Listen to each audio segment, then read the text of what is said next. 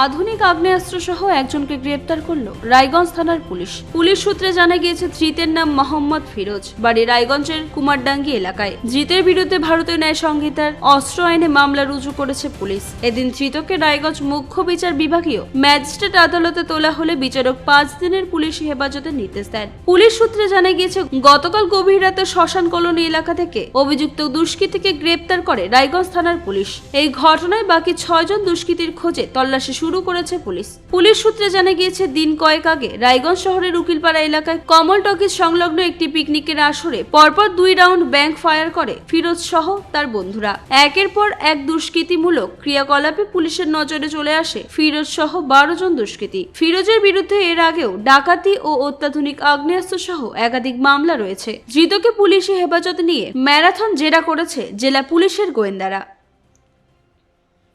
রায়গঞ্জ থেকে Bithi কাপালের report, Kulik news.